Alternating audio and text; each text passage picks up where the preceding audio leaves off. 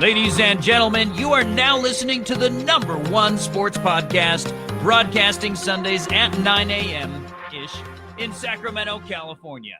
Sports Talk 916.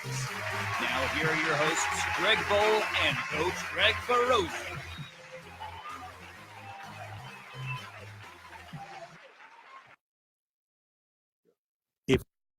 All right, trying this whole solo thing. See how this works out. So it is episode 257. I am Greg Bowl. What's up, James? And it is only myself this morning. No Greg Barroso. He is, in fact, coaching this morning, hitting up the swim things that he does. So I am going to give this a chance at flying solo. So let's see how it goes. So it is Sunday morning. It is October 14th. So I wanted to say hello and what's up. Gonna be more of a rant, more of a bitch fest today, I think, than anything. Talk a little bit about Sacramento Kings fans, some of their issues and reactions to damn near anything. About a week ago, I think on last week's show, or 2 weeks ago, we didn't do a show last week, there was a ESPN article out that basically stated that the Sacramento Kings have the most miserable fan base in all of professional sports. Now, this was calculated by years without a title, number of titles, attendance, players that are willing to sign or not sign, et cetera, et cetera, et cetera. What's up, PK? And we came on and we defended the Kings fans that they're some of the best in the world, and they're very loyal and supportive, and we almost put our shot ourselves in the foot with that defense, because Kings fans, they really truly are miserable people when it comes to damn near everything Sacramento Kings related. You can go back to the preseason, before the preseason started, I should say, with FanFest. The Kings do FanFest, people complain. There's not enough food, there's not enough beer, there's not enough entertainment. Oh my God, these guys dance during FanFest. How dare they dance? They should be focused on basketball. There wasn't a scrimmage. We didn't see Shumpert shoot a three. You know, like every little thing you can imagine got complained about. If you're on social media and you're in any of the big Kings groups, I mean, there's the Kingdom, there's Purple Gang, there's Goon Squad, there's, I mean, you name it, there's a Sacramento Kings group out there, and most of them is 90% complaining. For example, they lose to the Lakers.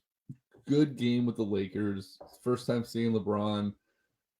Nothing talks about how well Bagley looked, or Giles looked, or how fast Fox looked, or how big of a signing. What's up, Alan? How big of a signing it was for them to get a guy like Yogi Ferrell while Bogdan Bogdanovic is hurt.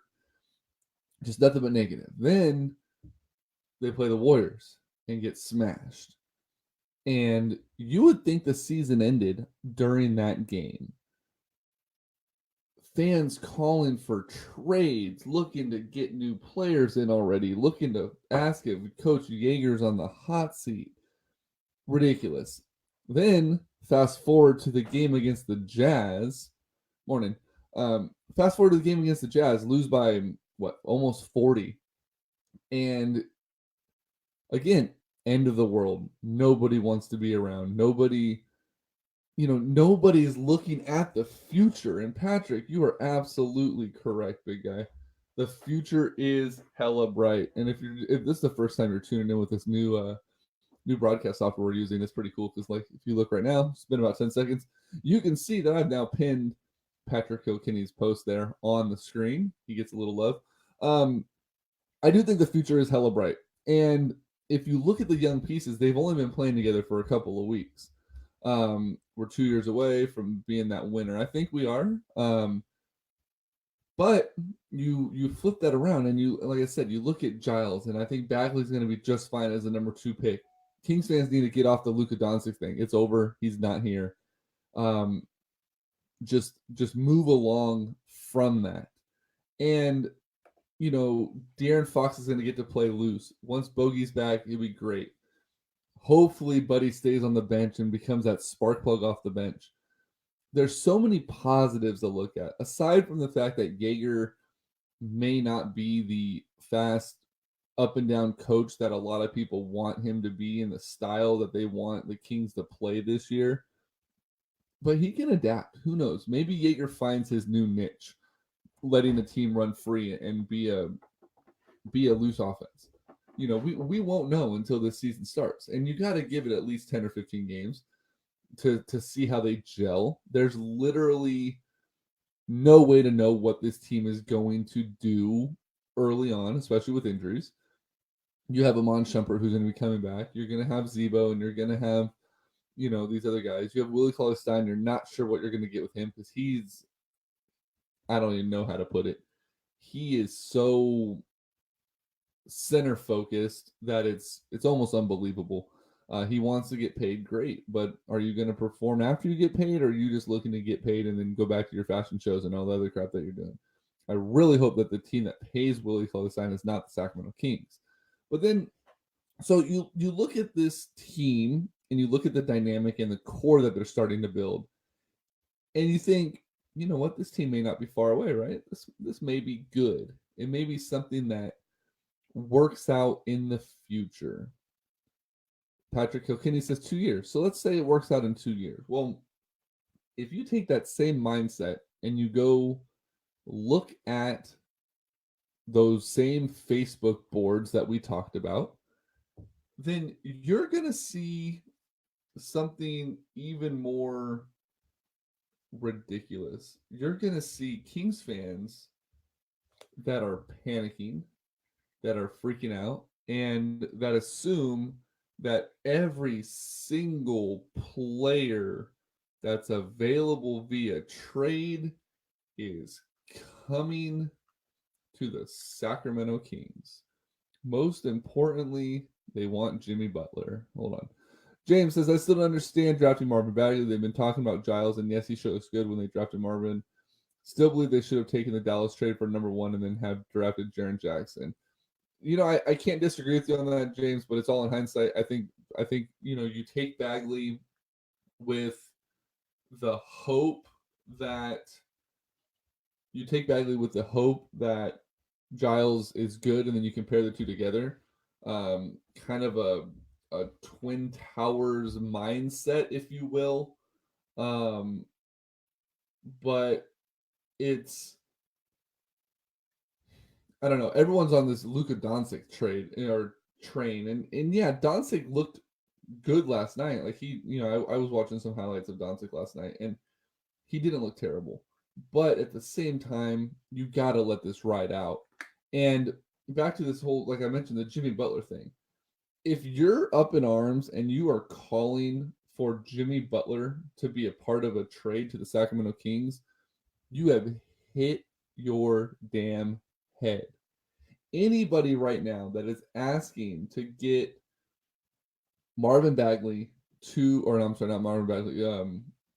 Jimmy Butler to the Sacramento Kings is ridiculously dumb.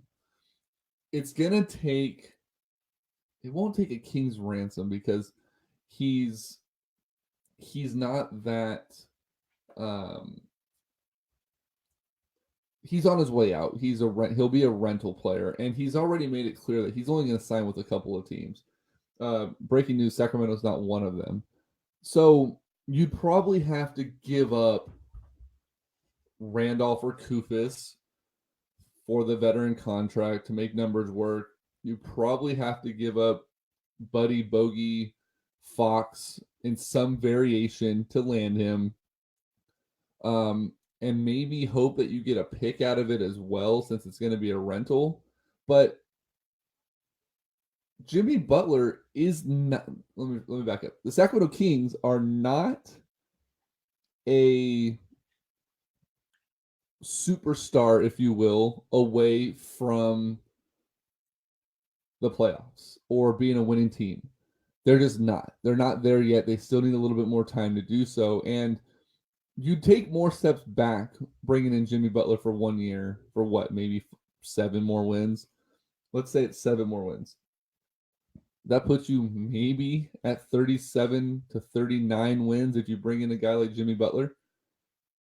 Last year, the Denver Nuggets missed the playoffs in the West with 46 wins.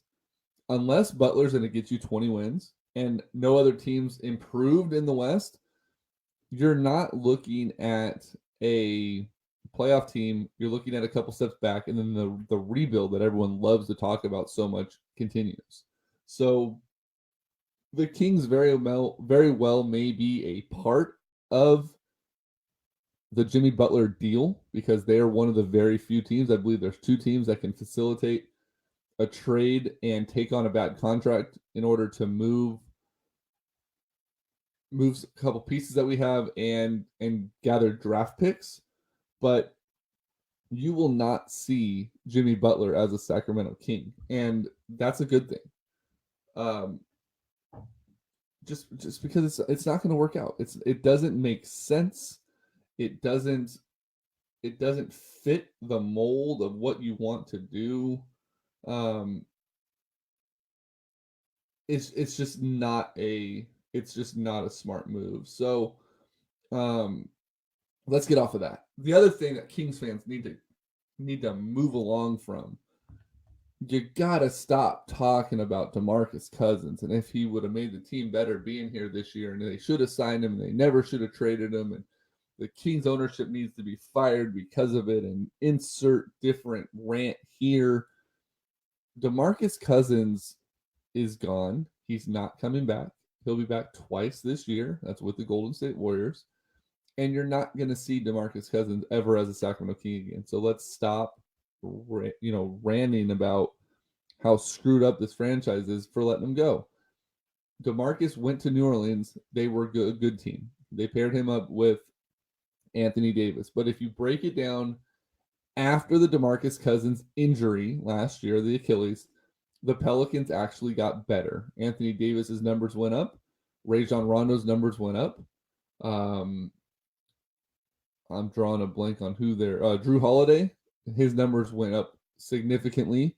And the Pelicans as a team started playing better basketball. They were the best team in the second half, or the second half of the second half last year, after DeMarcus Cousins went down and then got into the playoffs and swept Portland. So, yeah, he's a great player, but we've said it on this show multiple times.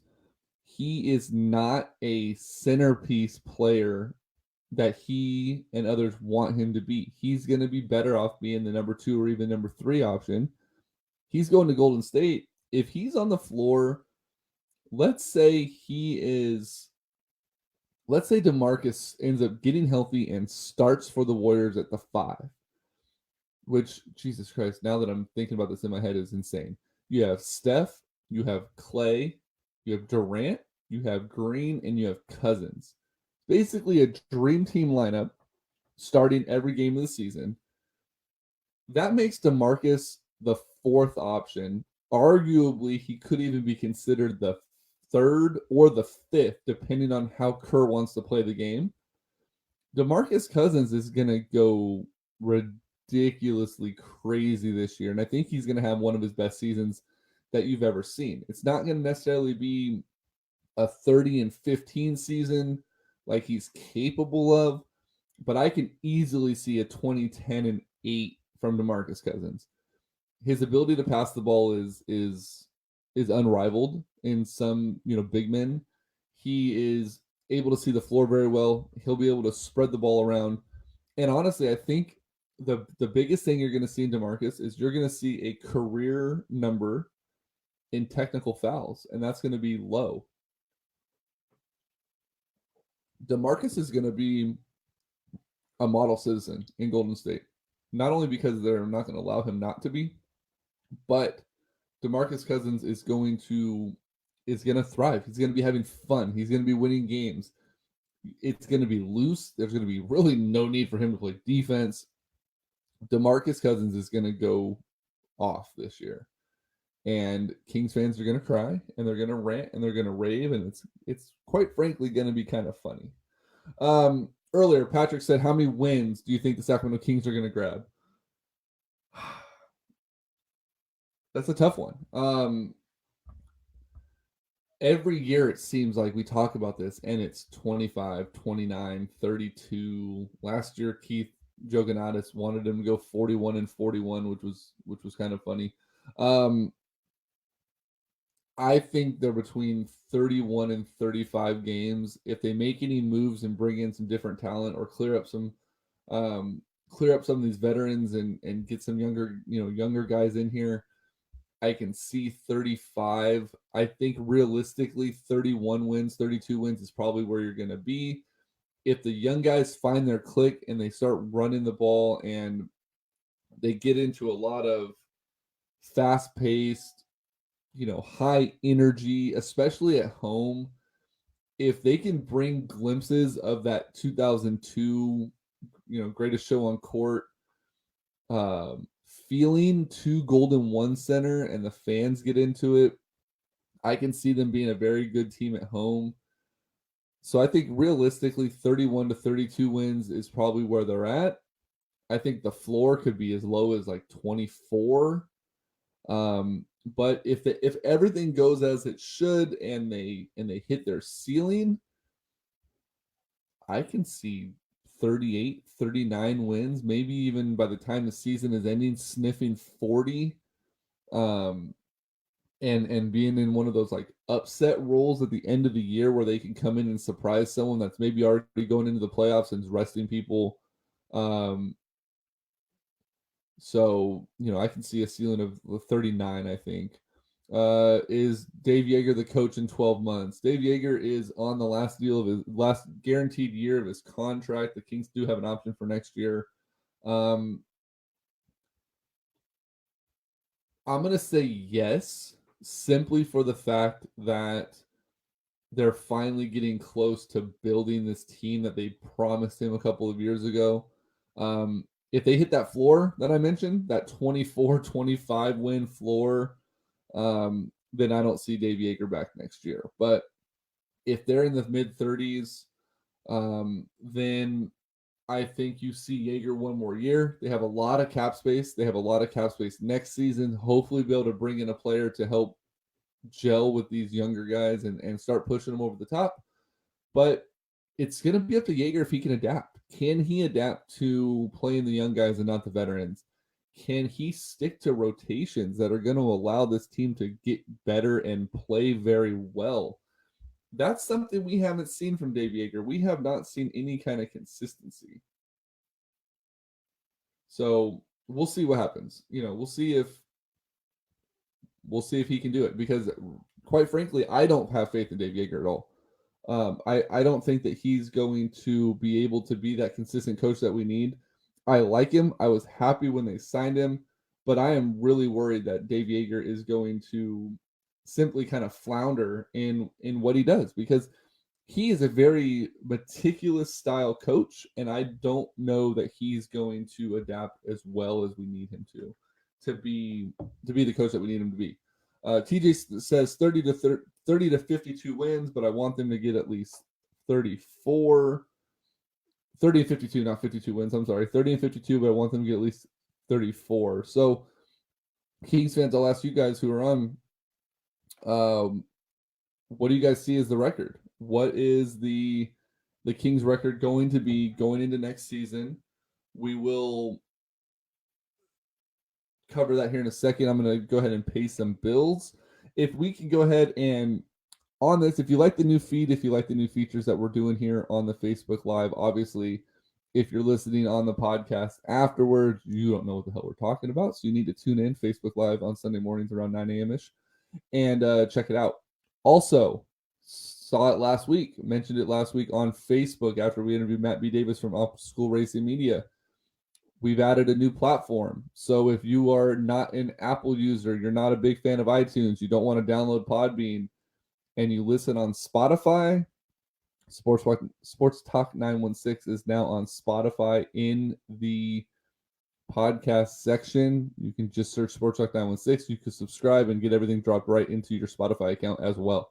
So with that being said, if you're watching right now, hit your share button. We're going to talk a little bit of Major League Baseball and the playoffs coming back after the break.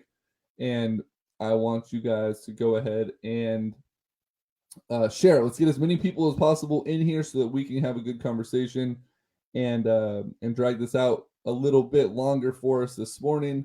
Before we do that, though, we are going to hear a couple of advertisements from our glorious sponsors who have so gracefully helped us out over the years. First up, we're going to hear from our guy, Tony Pacheco. Call him today for your car buying needs.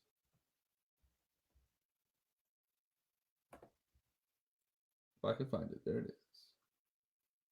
Hey guys, I'm excited to announce a new partnership with Antonio Pacheco from Folsom Lake Ford. Tony has been my go-to sales guy for a number of years, and he's come on board to bring the awesome sales buying experience to each and every one of you.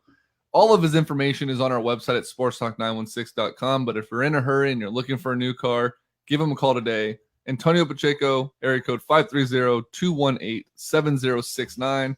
He will answer all of your questions in regards to the car buying experience, and he is the main guy that I trust in the Sacramento area for all of your car buying needs. Again, Antonio Pacheco, Folsom Lake Ford, 530-218-7069. That's right. I've gone to Tony for multiple car purchases. So have many of our friends, and he always treats us amazing. So, enough Kings talk. As you know, the format of our show, though, if you have a question, if you got in late, if you want to go back to the Kings, definitely feel free to put it in the comment section, and we'll jump back accordingly. So, Major League Baseball playoffs kicked off last week. There was a couple of play-in games. Then there was the wild card. Basically, the divisional series right now is – no, I'm sorry. The divisional series already went through. There were a lot of fun, actually. The Cubs got swept by the nope, I'm all over the place here. 1 second. I'm going to pull this back up because we're going through – basically right now the championship series is set with Houston and Boston and the Dodgers and the Brewers. Both series have been actually pretty fun to watch. Not a lot of too much craziness going on. It's actually been really, really good baseball. Milwaukee came out in the first game and I shouldn't say completely jumped all over the Dodgers, but they were up early. The Dodgers started to make a late comeback and ended up dropping game 1 6-5. The Dodgers came back last night and tied the series up at 1-1. Tonight there is the Houston-Boston series. That series is 1-0 Houston. They won 7-2 last night.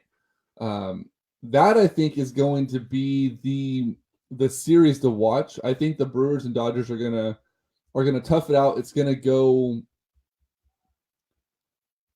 I think it's going to go 6 games. I want to see Milwaukee win it because that would be kind of a cool little Cinderella story, if you will. The Dodgers have been there. The Brewers haven't been there.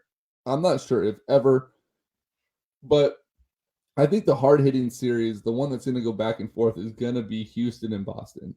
Houston, the defending World Series champions, are 4 games away from going back with a chance to repeat, where the Red Sox, best team in baseball for the whole season. Nobody could seem to beat them.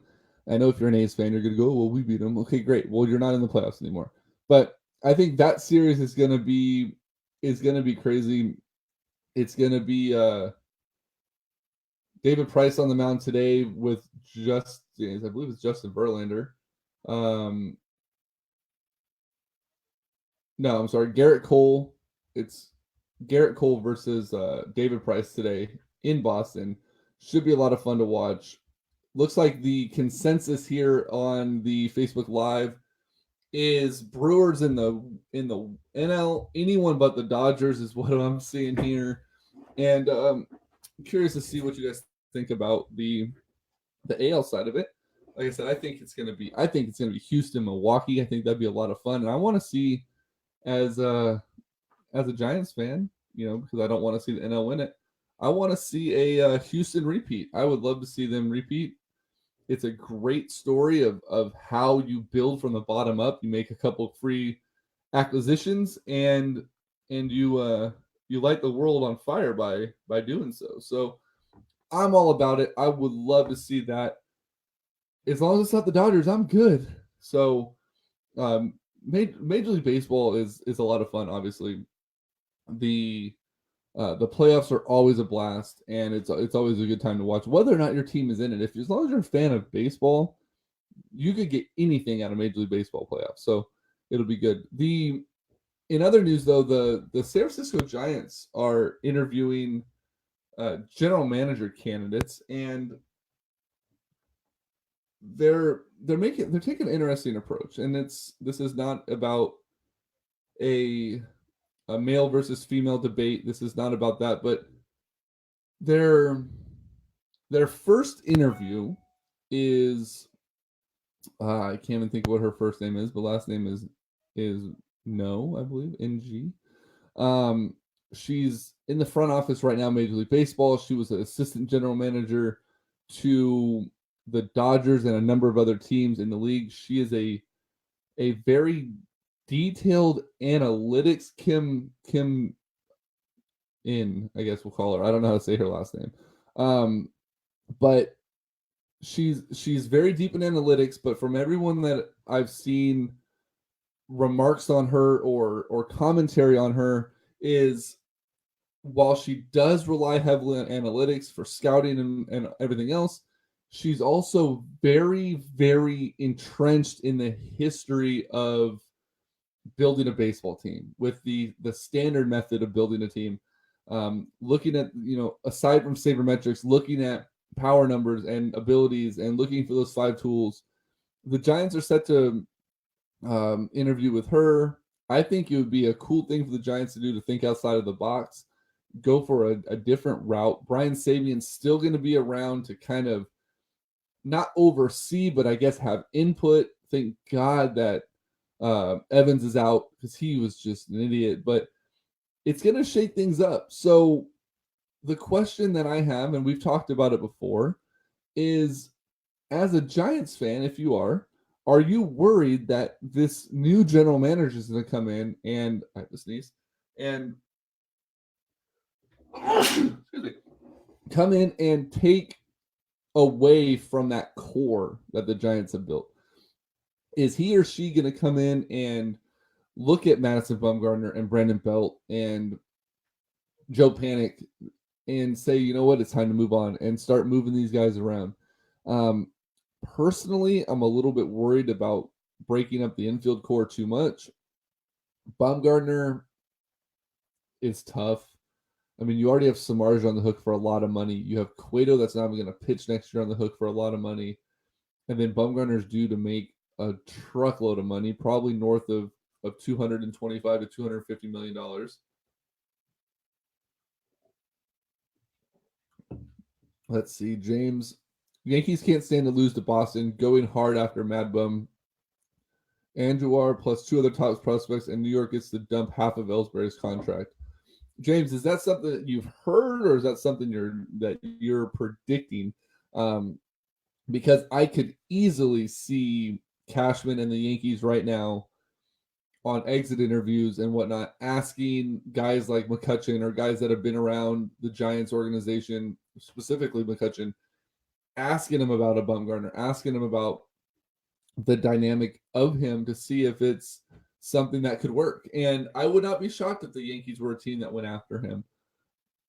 Will Bumgarner shave? Will he keep the stubble in check? That's to be determined if he was to go to the Yankees, but I would love to see some of those. The Yankees prospects right now are insane. And if you could get a young guy plus two other really good high top prospects, and the Giants can take on a salary. So if it is Ellsbury, then that's fine. But would doing that or signing Bumgarner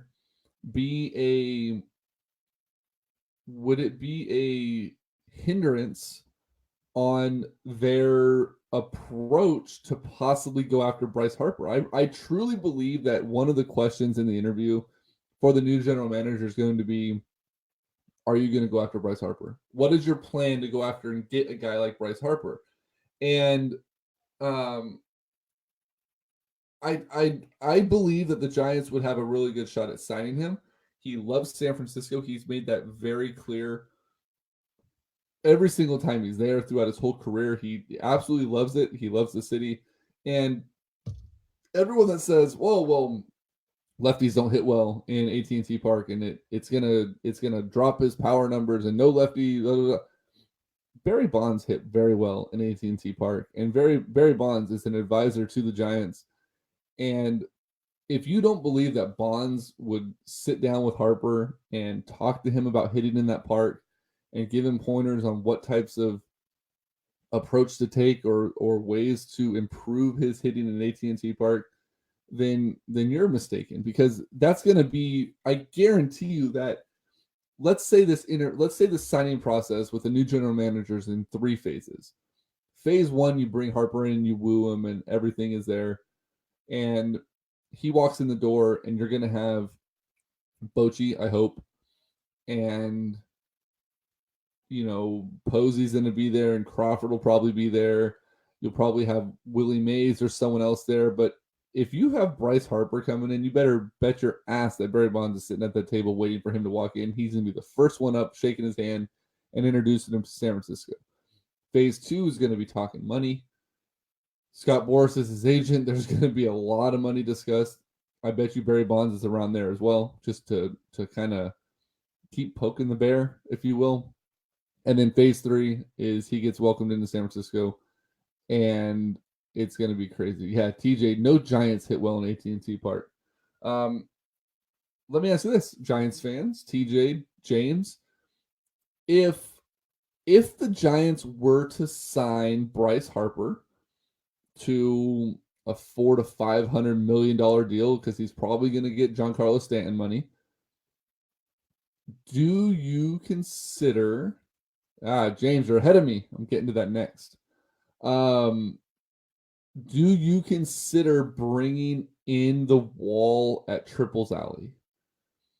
Because that right there would allow for more power. That would allow for more home runs that just get swallowed up. But it also takes away that outfield dynamic that so many people love about AT&T Park. And Harper, if he's a guy that can put it out there consistently, he is fast enough to leg out the triple. But do you take that out and hope that if Harper's hitting a ton of home runs and bringing in that fence, that you can get Crawford or Belt or any of the other strong lefties hitting more balls out there? Home runs typically can be contagious. You can see a lot of guys start to feed off of other players hitting those home runs. Do you think that they consider bringing in the fences to allow for more power hitting at home? And like I said, if you bring in one guy to do it, chances are you're going to start seeing some other guys doing it as well. And that would be something very intriguing for me to kind of keep an eye on if they're willing to do that. Lastly, baseball talk. Oakland A's fans, your leadership has promised that there should be a stadium agreement in place by the end of the year. Are you still banking on Howard's Terminal? Because I think that would be the place to be. I would love to see the A's get a ballpark on the water and see what happens. So I just wanted to make sure that you guys are aware of that if you haven't seen it. About moving the fences in, TJ, absolutely, it's going to be attracting more players to come here. I'm fine seeing the leading home run hitter on this team I'm tired of seeing He said, I'm fine. I'm fine seeing the leading home run hitter on the team only having 15 home runs, especially during a power surge. I don't. James says, build a roster and make your park an advantage. Allen says, no, it would ruin Triple's alley. I agree with the latter. I think you build a team that can hit the ball out there and run and speed up and get things going in that way. So myself, I absolutely agree. You need to just build your roster. Build your roster in an appropriate way. You know the dimensions of your ballpark. You know what it is that you're looking for those guys to do. Get guys out there. And Harper's going to hit the ball wherever the hell he needs to. If he's the guy that you go out and get, let him go out there and hit the damn ball. Let him hit it out there in Triple's alley and run. He is a very fast runner. He can go ahead and run that ball out if it's hitting off those bricks. Let him do it, man. Get him out there. Get someone else out there that can hit the long ball. And let's have some fun, new GM, whoever it is that you end up being. Giants fans are tired of seeing singles and doubles. We want to see some home runs. Chicks dig the long ball. We want to see it. Where is Veroza, Buddy Bum to get wood on Howard's terminal? I don't know what that means, James. I don't. you lost me on that one. Sometimes the Veroza inside jokes are so out there that the only person that can decipher them is Greg, and since he's not here, that one just sails over my head.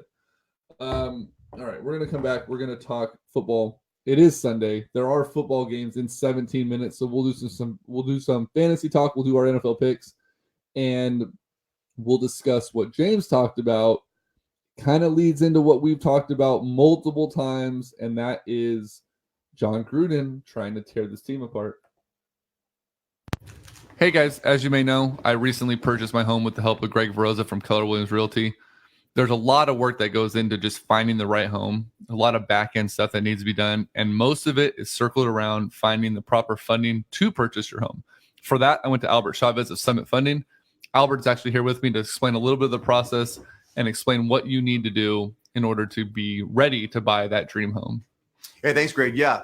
One of the misconceptions of our business is, after I find a home, then what? What you should do, my biggest advice is to talk to a lender in person. What that's going to do is going to allow you to look at all your financing options. The financing mechanism is the biggest part of these loans and of this process.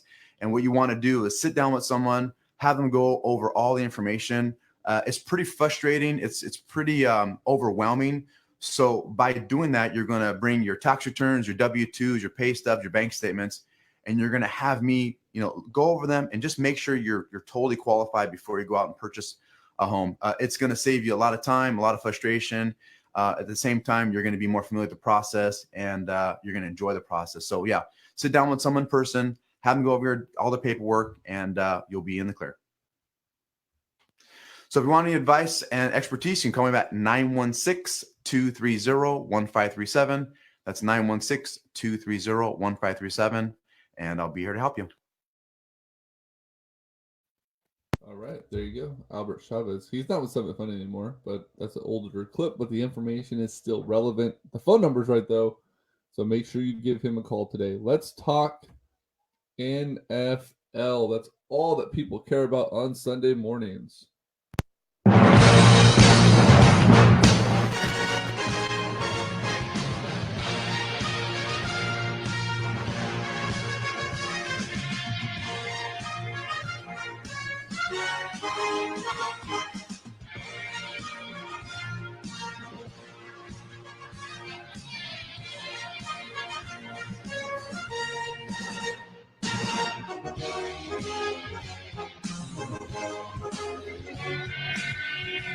So another cool feature that we've added to this, besides the infographics, you can see what we're talking about, our little logo up here in the top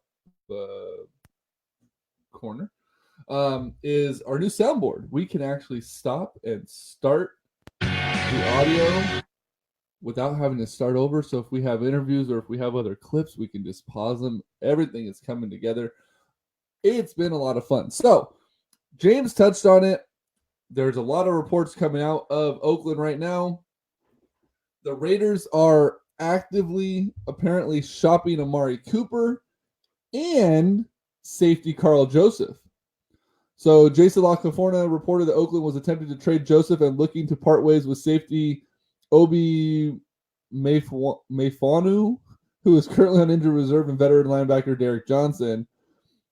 La Canfora adds that a growing number of GMs suspect Gruden may be open to entertaining trade offers for Derek Carr in 2019, especially if they find themselves in position to draft a quarterback next year. That's funny. I'm pretty sure that we talked about the idea that Derek Carr is not going to be a Raider going into Vegas. La Canfora must have got that from us. Cooper, 24, is a former number 4 overall pick by the Raiders out of Alabama. In the 2015 draft, he's entering the final year of his $22 million 4-year deal, which is a fully guaranteed rookie contract. Let's see. They picked up his option back in April, which will cost them $13.9 million for the 2019 season. Cooper's production has been extremely low. We talked about it a couple weeks ago, he's had multiple games in which he's been under 100 yards. He's had 5 or 6 games where he's been under 10 yards, which is pretty ridiculous for a wide receiver of his caliber. And it just seems that he's falling through the cracks in Oakland. You mean like Portland? I'm not sure what you mean by Portland. Oh, I'm sorry. This is in response to TJ. Somehow the A's will fumble Howard Terminal yet again and go with some site that will be awful and go nowhere. We've seen it before. I don't think we're going to see the A's leaving Oakland, but I don't think they're going to see him. I hope that they get into Howard Terminal. But speaking of the team that's going to be out of Oakland, if Raider fans, if Cooper gets traded and Joseph gets traded and Carr gets traded, what do you do as a Raider fan? Do you continue to support this team? Do you continue to go to games because it's the farewell trip? Do you buy merchandise? Do you still support the brand after it leaves? Because the team that's going to Vegas is starting to look like they're not going to be the team that you've recognized the last couple of years that were ultimately Super Bowl contenders a year ago before Derek Carr hurt his back. How do you move forward from this? Because it doesn't seem promising. John Gruden appears to be on a path of destruction. Alan says you laugh. It appears that they're on a path of destruction. They being Gruden and Davis. McKenzie's completely out. But like I said, do you continue to go to games? If you're a season ticket holder, do you continue to go and support this team that you've already dropped your money on? Or do you try to resell your tickets and get something back before this team is gone? It doesn't sit well with fans, I'm sure, to know that your team is literally just on the doorstep to leave. How do you feel about this? Also, the Raiders, we talked about it a few times that we suspected that they were going to try to get out of Oakland early and head to Vegas. Well, now the Oakland lawsuit that's being filed appears to have the Raiders kind of stepping back about leaving early. The original talk was they could go to UNLV. Well, that's not going to be ready anymore. They could go to San Diego. They could go and play in Santa Clara at Levi Stadium. But this new lawsuit coming through appears to kind of have slowed that roll a little bit. And it almost has the Raiders playing nice.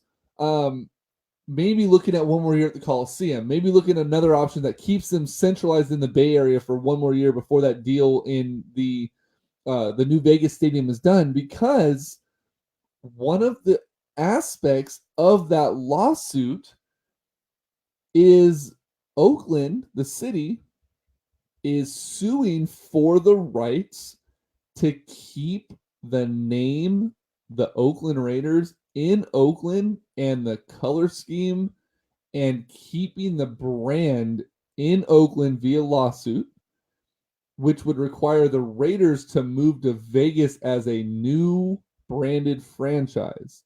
Now, the Raiders are gone regardless, right? There's no way that the team is not leaving. But how would you feel as a Raider fan or as an NFL fan? Because as an NFL fan, it actually kind of makes me happy to think that we could see a Cleveland Browns 2.0. The fans in Oakland, as bad of a reputation and as bad of an opinion that there are on the fans being thugs and criminals and whatever, they are a very good, loyal fan base. And they've been through multiple moves and terrible seasons and pay cuts and money cut, whatever. What's up, Kim? Go Niners for sure. We're going to get to the Niners here in a second. The fan base is good, regardless whether you like them or not. And as a sports fan, I don't feel that the Raiders should be losing, the Raider fans in the city of Oakland should be losing their team to the Greedy Davis family. So if somehow the city of Oakland's lawsuit can allow them to hold on to the branding and the team's identity, I honestly think that that is a huge win for the loyal Raider fan. Now, some of them are still going to follow, and they're going to follow the players that they've been watching to Vegas. But a lot of Raider fans that you ask about it, if you say, if they move, are you following them? And they say, yeah, it's not about the city, it's about the nation. It's about Raider Nation. We're going to go where they go. Well, if they go to Vegas and they're not the Las Vegas Raiders and they're not silver and black and they're not wearing the shield on their helmet, do you still go? Are you still going to support them, or are you going to start rallying and praying for Cleveland Browns 2.0? Because you remember the Browns, they left and they went to Baltimore and they became the Ravens because the ownership group that sold or whoever allowed the move, they own the rights to the name. And then that team came back later on. And yeah, they've been terrible. I mean, until recently, they barely even knew that there was a win column, let alone filled it. But Raider fans could have hope that, you know what, maybe a new ownership, maybe Ronnie Lott's group comes in and they were on the verge of buying this team. Maybe they come in and they look at the NFL and they go, look, we need to expand. We need to bring in 2 more teams. We can bring a team into Oakland and we could bring a team into insert city here. And you know what? Maybe the Raiders come back and they're a part of the NL West, goddamn it, NFC West, or they become part of the NFC, and then you have a chance. What's up, Mark? You have a chance to see Raiders Niners multiple times in a reincarnation of the Raiders, and then every couple of years you get Oakland Raiders versus Vegas slot machines or whatever the hell they'd end up calling themselves if they lose their team. I think that would not only be great for Oakland, that'd be great for football, that'd be great for the NFL, and I think that would be fantastic. The A's build their stadium at Howard's Terminal. That leaves the land over at the Coliseum open. Rip down the Oracle, rip down the Coliseum, have Ronnie Lott and his group get some new investors in, build a brand new stadium right there at the Coliseum lot, something big, shiny, beautiful.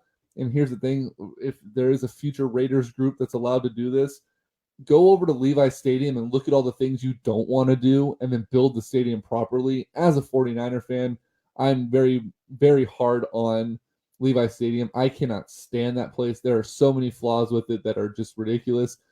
Learn from the mistakes of Santa Clara and build yourselves a 5-star stadium and bring the Raiders back. I think that would be the best case scenario because Oakland rids themselves of the Davis family. They have Ronnie Lott and this other super group come in and build a franchise that's going to be based on winning, that can maintain the excellence, that commitment to excellence that the Davis family preached for so many years that they didn't fulfill, and let those loyal fans stay loyal to Oakland. So if anyone out there is listening that has any powers that be, because we all know they listen, that's what you need to do. So City of Oakland, Godspeed in your pursuit of saving the Oakland Raiders name and branding, because that's what I and a lot of people, I believe, would really like to see. Speaking of the Raiders, they are in London this morning. If you watch Sacramento sports, they're also in Seattle somehow because Jim Crandall doesn't know what the fuck he's talking about. So there's that. But there's a whole myriad of games this week. We're going to get into our picks real quick. If I can find it, new board. Okay, I'm sorry, but I'm not here to get back in the presidential race. But you never know. I could be swayed. America needs me. Okay, now it's time for the most luxurious, amazing, incredible picks in the world. Mine. I'll take the Ravens to top the Bengals, even though that doesn't make sense because cats eat birds. I'll also take the Rams to beat the Seahawks, but who really cares? My upset pick is the Eagles to beat the Giants, and my wild card is the Bills to sink the Dolphins. All right, boys, you heard his picks. Now it's your turn. Greg B, who you got? All right, let's go ahead and do this. So, as you know, every week we do an NFL Pick'em. You can join us on CBS Sports. I've said it in the past. If you are a part of another Pick'em and you want to jump in, feel free to do so. If you're a new listener on Spotify or anyone else, and you're like, damn, I kind of want to compete with other people. It's free. There's no charge. If you can join, and I'll put the link up on Facebook again, or if you want, message us on Facebook or sportstalk916@gmail.com. If you want to join in on the fun and you take part in a pick'em elsewhere, if you can send me your previous week picks as the commissioner of the league, I can go back retroactively and add those picks in so you get credit or losses, I guess, if you will, on your previous picks. That way you're not far behind and you can start right over. Now, if someone sends me a list that says I picked correctly 100% of the time over 5 weeks, then I'm going to say bullshit and you're not going to get any credit. But if you can legitimately send me a list with all your picks, I'll go back in and I'll get them in so you get credit. Perfect example of that, TJ last week, or it might have been this week. TJ was gone. He didn't put his picks in. But TJ Longacre of TJTheSportsGeek.com released his picks earlier in the week. So I just went on his website. I found his picks and I went in and manually added them for him so that he has his picks and he doesn't take a big goose egg this week. And really, I mean, you wouldn't be far off. Right now, James Hines, who's on board, is leading the league with 51 wins. TJ Longacre's in second at 47. Greg Verosa's in third at 45. I'm right behind him at 41. And then Anya is at 24. She is our resident whoopsie. And then Jeff Jones and Tom Morgan, they started week one and then they never picked it up again. So if you want a part of it, let us know. Join in. It's a lot of fun. You know, bragging rights are on the line. Everybody this week, except for Anya, took the Philadelphia Eagles.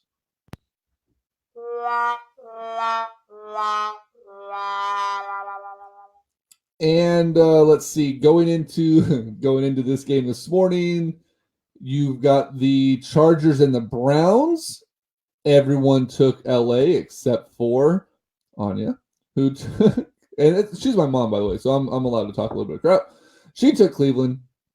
Let's see, myself and Verosa both have Houston over Buffalo. We both have Carolina over Washington. We both have Chicago. No, I'm sorry. I have Carolina. He has Washington. We both have Chicago over Miami. I have Pittsburgh over Cincinnati. Greg has Cincinnati. We both have Seattle over Oakland. We both have the Jets over the Colts. We both have the Vikings over the Cardinals. Both of us have Atlanta. Now, I have the Rams over the Denver Broncos, the Tennessee Titans over the Baltimore Ravens, the Jacksonville Jaguars over the Dallas Cowboys, the Kansas City Chiefs over the New England Patriots, and unfortunately, as a 49er fan, tomorrow night, Monday Night Football, I have the Green Bay Packers over the San Francisco 49ers in Green Bay. Now, the NFL, it's been fun to watch, right? There's been a lot of storylines. There's been a lot of good games. There's been a lot of talk around the league of different players moving around, different things happening. I have a call to action for anyone who broadcasts the NFL games and specifically the NFL games surrounding the New York Giants, please stop showing Eli Manning on TV. Eli Manning is the saddest story right now in football. This guy can't seem to figure it out. He can't seem to get any wins. His offensive line is crumbling around him. Please stop showing Eli on TV. There was a spot during the Thursday night game. They had to go to him 4 times in a 5-minute span and like 30 seconds at a time, just showing that face. It's bad. Stop. But around the league, I mean, there's a lot of interesting things happening. Jameis Winston makes his first start this week after the Ryan Fitzpatrick, the Fitzmagic, completely died in Tampa. So Jameis Winston gets his first start at Atlanta today for the season. Chicago continues to roll. Their defense is looking fantastic, making John Gruden look more and more ridiculous in trying to move him, and continually talking about how hard it is to find a pass rusher. He needs to just let that go. I say he's an idiot. Could Cleveland and Baker Mayfield pull off another upset this week? Could it happen? Because the 49ers almost found a way to take out the Chargers a couple weeks ago. And I don't know. I'm going to go ahead right now and say it. It is 10:03. The games technically have kicked off, but there's still no score, and I don't think the game's officially underway yet. I'm going to go in and change my pick. I'm going to take the Cleveland Browns today in an upset at home over the Los Angeles Chargers. I think Baker Mayfield is going to come light it up out of his at home in Cleveland, and I'm taking Cleveland to win today. Pittsburgh's going to continue to roll, I believe. Even without Le'Veon Bell, they're looking good. The Rams offense has been fun to watch. Jacksonville's defense, I think, is going to destroy Dallas today. But the marquee game of the week is going to be New England, the crafty veteran, the team that everyone is gunning for in the AFC versus Kansas City, 5-0 again. How many years in a row have we talked about Kansas City starting off 5, 6, 7-0 and kind of faltering? Now, they did that with Alex Smith the last couple of years, but Patrick Mahomes is a man among boys right now. Kermit the Frog is killing it. I think tonight we see a fantastic game. I think it's going to be a shootout. Anyone that has Patrick Mahomes or Tom Brady in fantasy right now has to be licking their chops. It's going to be one of those games where you're on the edge of your seat just wondering what exactly is going to happen, and I cannot wait for that game. So a lot of fun, a lot of things to keep an eye on this week. Le'Veon Bell is getting close. He says he would come back. He said that he would come back week 7 and sign his deal. Well, he's got one more week to kind of hold true to that. I believe they're on a bye week next week, which is why he would come back. Yeah, Pittsburgh is on a bye next week, so you can possibly see him come back. I don't know. It'll be crazy to watch. As for the NFL right now, the only game that's not 0-0, the New York Jets are already up 13-0 on Indy. That ship in Indy is sinking fast. But that's pretty much what I have for you guys this week. So I appreciate you sticking with me with Greg Veroza not being here. Hopefully he's back next week. We get everything going again. For Tony Pacheco and Albert Chavez, I appreciate your guys' help. It's always been a pleasure working with you guys.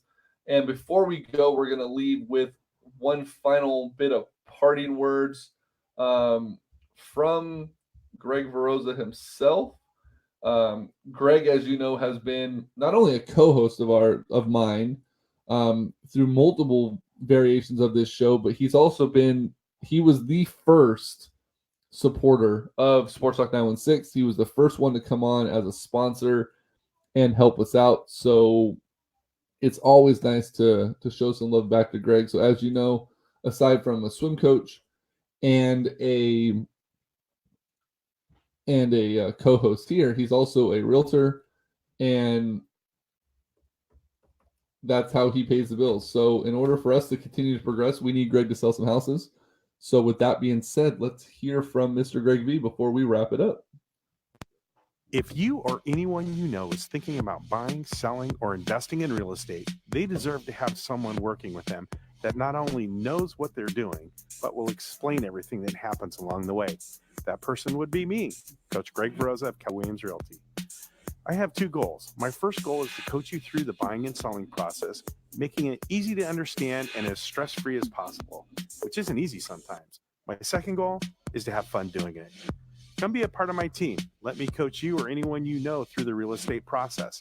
Give me a call at 916-241-8068, and let's talk about how I can coach you through the real estate process. Let me ask you one question. Who do you know that's looking to buy, sell, or invest in real estate that I should know right now? Again, that's Greg Veroza, Keller Williams Realty, 916-241-8068. Wrong number on the infographic there, but you get it. Give him a call. Andrew Luck, 2 passes, both picked. One was a pick 6. That's the way that the Colts start things off. Lastly, again, if you're watching this live on Facebook, we definitely appreciate you. Share the page, share the likes, and let's see here. Actually, before we go, this week I ran a contest on one of our other pages, and it was surrounding Spartan Race. We're raffling off anyone that followed this page and wanted to started following our page and followed our other pages that we support. There was a raffle for a free Spartan Race going on. We have a number of people coming through, so I said I would announce the winner here. I'll go ahead and do so now. Not that anyone on here gives 2 flying fucks, because no one on here is watching it right now, but the winner of the Spartan Race is number, let's see, it did not work. Number 8. Number 8. See the number 8 right there? Number 8. And it's Steve Willick. So, Steve, I will reach out to you. You just won a free Spartan Race. So, congrats. You guys, I'll be doing that throughout the year. If you're watching on Facebook Live and you like the new infographics and everything like that, please, please, please be sure to share the page, follow it, and let others know about the new features, and hopefully we can continue to provide giveaways, fun content, and different stuff there. Also, iTunes, Spotify, Podbean, we're all over the place. Share it, follow, subscribe, and thank you very much for your continued support. For Greg Veroza, who's not here, I am Greg Bold. This was episode 257. We'll see you guys next week.